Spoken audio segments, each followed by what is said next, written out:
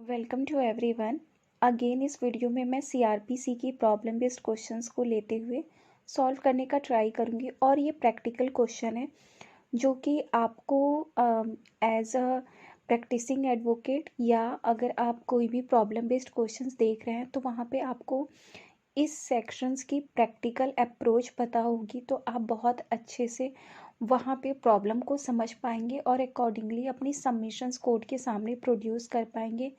या अगर आप किसी जुडिशरी एग्जामिनेशंस की प्रिपरेशन कर रहे हैं तो वहाँ पे इस सेक्शन की एप्लीकेशन आप अच्छे से अप्लाई कर पाइएगा। तो इशू ऑफ लॉ ये है, after the conclusion of evidence, पूरी तरीके से एविडेंस कंक्लूड हो चुका है। इट मीन्स डिफेंस काउंसिल का भी हो चुका है और प्रोसिक्यूशन साइड का भी हो चुका है। But before the judgement, if prosecutor apply under section 311 of CrPC for summoning, अगर उस स्टेज पे अप्लाई किया जाता है under section 311 of CrPC for the summoning, किस चीज़ को समन करना है? Senior scientific officer of CFSL report to prove the report. तो इस रिपोर्ट को प्रूव करने के लिए, CFSL रिपोर्ट को प्रूव करने के लिए सीनियर साइंटिफिक ऑफिसर को यहाँ पे अगेन समन करने की बात के लिए अगर एप्लीकेशन मूव किया जाता है कौन से स्टेज पे? After the conclusion of evidence but before the judgement. तो क्या यहाँ पे कोर्ट उस एप्लीकेशंस को रिजेक्ट करेगी या उस एप्लीकेशंस को कोर्ट एक्सेप्ट करेगी? तो सबसे पहले सेक्शन 311 में इस एप्लीकेशन को मूव किया गया है तो हमें सेक्शन 311 के स्टेजेस पता होनी चाहिए। एक बार आपको स्टेजेस क्लियर हो जाएंगे तो फिर आप इस क्वेश्चंस को उस अकॉर्डिंगली आंसर कर पाइएगा और अपने एप्लीकेशन में आप उसको सेक्शन 311 की प्रैक्टिकल अप्रोच को बता पाइएगा। तो सेक्शन 311 में समनिंग पावर जो दिया गया है उसका एक्सटेंशन और एक्सटेंड को मैं यहाँ पे एक्सप्लेन करती हूँ। सेक्शन 311 में री समन किया जा सकता है, री कॉल किया जा सकता है, री एग्जामिन किया जा सकता है एट एनी स्टेज, किसी भी स्टेज पे किसी भी कोर्ट के द्वारा। तो यहाँ पे क्लियर हो रहा है, यहाँ पे री समन, अगेन समन भी किया जा सकता है और रिकॉल भी किया जा सकता है और री एग्जामिन भी किया जा सकता है any court at any stage. तो यहाँ पे summon any person as a witness, किसी भी पर्सन को एज अ विटनेस समन किया जा सकता है। Examine any person as examine any person present although not summoned, किसी भी पर्सन को एग्जामिन किया जा सकता है भले उसे पहले समन ना किया गया हो। मतलब ऑल दो नॉट समन मतलब उसे पहले वो एज अ विटनेस नहीं था, बट अगर कोर्ट को किसी स्टेज पे लगता है कि किसी ऐसे पर्सन को एज अ विटनेस कंसीडर करना है और उसे समन करना है तो कोर्ट उसे भी समन कर सकती है। एक तो कोर्ट रिकॉल कर सकती है ऑलरेडी एग्जामिन जिस विटनेस को किया गया उसे फिर से क्रॉस एग्जामिनेशंस के लिए और फर्दर एग्जामिनेशन के लिए भी कोर्ट रिकॉल और रीसमन कर सकती है। बट कोर्ट यहाँ पे बट यहाँ पे कोर्ट के पास जो पावर है सेक्शन 311 में वो किसी भी पर्सन को कर सकती है अगर कोर्ट को ऐसा लगता है। इससे आपको क्लियर होना चाहिए कि एडिशनल विटनेसेस, अगर कोर्ट को किसी स्टेज पे लगता है कि किसी अनदर विटनेस की रिक्वायरमेंट है तो कोर्ट यहाँ पे 311 की पावर को इन्वोक कर सकती है। ये सेक्शन 311 में ये पावर है कोर्ट के पास। और रिकॉल और री एग्जामिन पर्सन ऑलरेडी एग्जामिन्ड, और उन पर्सन को भी रिकॉल कर सकती है, री एग्जामिन कर सकती है जिसे ऑलरेडी एग्जामिन किया जा चुका है। तो आपको ये इसके सेक्शन 311 के स्टेजेस पता होनी चाहिए और आपको साथ में ये पता होना चाहिए कि री समन, रिकॉल और री एग्जामिन किया जा सकता है कोर्ट के द्वारा और एट एनी स्टेजेस। और जो यहाँ पे एनी कोर्ट की बात की गई ये मैं आपको बता दूं कि एनी कोर्ट मीन्स अगर कोई अनदर इनेक्टमेंट है जिसमें कि री समन और री एग्जामिन से रिलेटेड प्रोविजंस नहीं है तो वहाँ पे सीआरपीसी का ये प्रोविज़न अप्लाई होगा। इसके लिए अगर आप चाहें तो मैंने पॉस्को एक्ट में 311 की प्रैक्टिकल अप्रोच को वहाँ पे एक्सप्लेन किया है मैंने कि कैसे 311 पॉस्को एक्ट में अप्लाई होता है। तो फिर मैं आती हूँ इस क्वेश्चंस में, ये मैंने आपको क्लियर हो रहा है कि यहाँ पे पार्टी ने जो मूव किया है सेक्शन 311 में CFSL रिपोर्ट को CFSL रिपोर्ट के CFSL रिपोर्ट को री एग्जामिन करने के लिए, तो CFSL रिपोर्ट को प्रूफ करने के लिए किसको यहाँ पे समन करने की बात की है पार्टी ने? सीनियर साइंटिफिक ऑफिसर को प्रूफ करने के लिए। किस चीज़ को? CFSL रिपोर्ट को।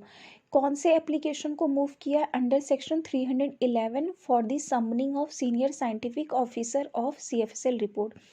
तो हाँ, यहाँ पे कोर्ट इसको एक्सेप्ट करेगी, बट कोर्ट को एक्सेप्ट करने से पहले मैं आपको ये बताऊं कि कोर्ट ये पावर लेती कहाँ से है और ये एविडेंस एक्ट की कौन से सेक्शन पे बेस्ड है। आप हमेशा CRPC की सेक्शन 311 को सेक्शन 165 के साथ पढ़िएगा। सेक्शन 165 का जो ये कोर्ट के पास पावर होता है कि वो फर्दर क्रॉस एग्जामिनेशंस को या तो अलाउ कर सकती है, या तो कंडक्ट कर सकती है, या तो उसे कैंसिल कर सकती है। ये कोर्ट के पास पावर है। सेक्शन 165 रीड विथ सेक्शन 311, इसको एक साथ पढ़ा जाता है। फिर मैं आपको एक और चीज़ क्लियर करती हूँ, क्योंकि आपको मैं यहाँ पे सारे प्रैक्टिकल अप्रोच को बता रही हूँ, तो आपको इंटरलिंक्ड सेक्शंस भी पता होने चाहिए। यहाँ पे किस चीज़ को एग्जामिन के लिए किस चीज़ को यहाँ पे समन करने की बात की गई है? Senior scientific officer of CFSL report को प्रूफ करने के लिए सीनियर साइंटिफिक ऑफिसर को यहाँ पे समन करने की बात की गई है अंडर सेक्शन 311 में। तो क्या आपको पता है कि जो CFSL रिपोर्ट होता है वो अंडर सेक्शन 293 ऑफ CRPC में उसे गवर्नमेंट एविडेंस माना जाता है, और उसे कोर्ट ऐसे ही एक्सेप्ट करती है जैसे कोर्ट विटनेस की तरह। कोर्ट उसे वो गवर्नमेंट डॉक्यूमेंट्स माना जाता है जो CFSL रिपोर्ट होते हैं या जो DNA रिपोर्ट होते हैं, इन सबको कोर्ट एक्सेप्ट करती है अंडर सेक्शन 293 ऑफ CRPC। तो जिसे ऑलरेडी एक्सेप्ट कोर्ट ने किया हुआ है, तो क्या उस रिपोर्ट को भी हम चैलेंज कर सकते हैं? तो इसके लिए पार्टी को सबसे ज़्यादा, इसमें पार्टी के पास ये होता है, जिस पार्टी ने मूव किया होता है उसे यहाँ पे कोर्ट के सामने उस एप्लीकेशंस में इस चीज़ को प्रूफ करना होता है कि इस रिपोर्ट की चैलेंज जो की गई है उसकी ट्रूथफुलनेस को यहाँ पे चैलेंज किया गया है, या वो डॉक्यूमेंट्स ऐसा है जिसमें पार्टी को एग्जामिन करने की नीड है कि वो अपने उस रिपोर्ट के अकॉर्डिंगली अपने सबमिशंस को रख सके।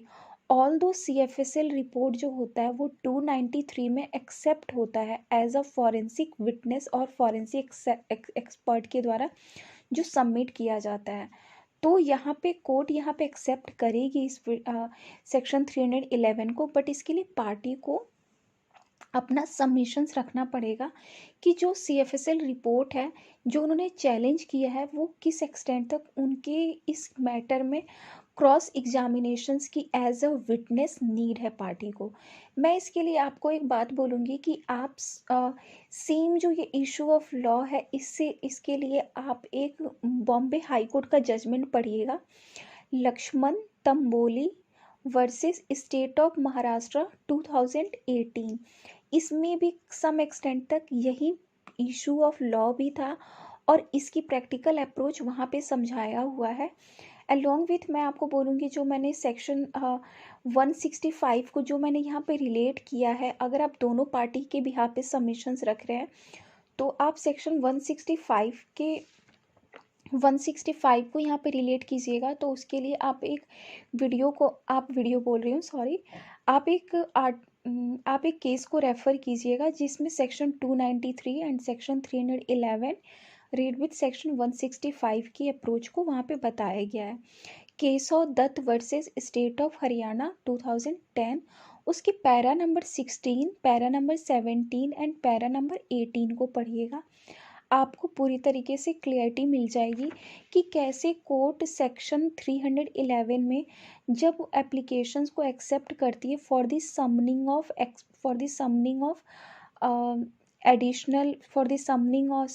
ऑफ विटनेस या किसी भी स्टेजेस पे कोई गवर्नमेंट डॉक्यूमेंट्स से रिगार्डिंग, जैसे कि CFSL रिपोर्ट हो गया, DNA रिपोर्ट हो गया, जो कोर्ट एक्सेप्ट करती है अंडर सेक्शन 293 में, अगर उसे भी चैलेंज किया जाता है तो कैसे उस कोर्ट उस एप्लीकेशन को अलाउ करती है और डिसअलाउ करती है।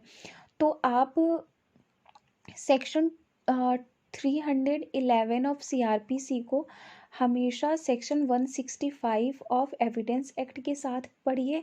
और अगर वहाँ पे कोई रिपोर्ट को चैलेंज किया जा रहा है like CFSL report, DNA report, तो उसके लिए आप हमेशा सेक्शन 293 को भी वहाँ पे रिलेट करके पढ़िएगा। उससे आपको काफ़ी हेल्प होगी, आप उस अकॉर्डिंगली अपने सबमिशंस को फ्रेम कर पाइएगा। और अगर आप कहीं किसी केस में अगर कोई प्रॉब्लम बेस्ड क्वेश्चंस आता है तो आप ईज़िली सॉल्व कर पाइएगा। और जो मैंने ये प्रॉब्लम बेस्ड क्वेश्चंस को लिया है वो DGS के क्वेश्चन को लिया है, और साथ ही मैंने कुछ एप्लीकेशंस जो मैंने खुद पढ़े और जो मैंने प्रैक्टिकली काम किया है, वहाँ पे मैंने सेक्शन 311 को जहाँ तक समझा है वो मैंने इस वीडियो के थ्रू आपको एक्सप्लेन किया है। तो अगर आप चाहें तो Laxman Tamboli versus state of Maharashtra की जजमेंट को ज़रूर से ज़रूर पढ़िएगा, जिसमें आपको CFSL रिपोर्ट से रिगार्डिंग आपको पता चल जाएगा कि कैसे चैलेंज किया जाता है और कैसे कोर्ट उसको एक्सेप्ट करती है और कैसे डिसअलाउ करती है। तो अगर आप चाहें तो इस वीडियो को मेरे एक वीडियो जिसमें मैंने पॉस्को एक्ट में भी सेक्शन 311 की एप्लीकेशन को बता रखा है, तो आपको और क्लियरिटी मिल जाएगी। क्योंकि सेक्शन 311 जितना छोटा सा दिखता है, हाँ मैं छोटा सा ही बोलूँगी, कुछ लाइंस का दिखता है और हमें लगता है कि बस इतना सही है, कुछ नहीं है इसमें, बट उसकी प्रैक्टिकल अप्रोच बहुत ज़्यादा है और बहुत सारे मैटर कोर्ट के पास ऑलरेडी पेंडिंग होते हैं, बहुत सारे एप्लीकेशन मूव किए जाते हैं पार्टीज़ के द्वारा under section 311 of CRPC। I hope इस वीडियो के थ्रू सम एक्सटेंट तक मैंने कुछ आपके प्रिपरेशन जर्नी में या आपकी लॉ की लर्निंग में कुछ वैल्यू ऐड किया हो। और अगर आपको इस वीडियो से रिगार्डिंग कुछ भी पूछना हो तो मुझसे आप कमेंट बॉक्स में पूछ सकते हैं। मैं ट्राई करूँगी कि मैं कमेंट बॉक्स में एड्रेस कर दूँ या फर्दर किसी वीडियो में मैं उन सारे आपके क्वेश्चंस को वहाँ पे आंसर कर सकूँ। Thank you very much.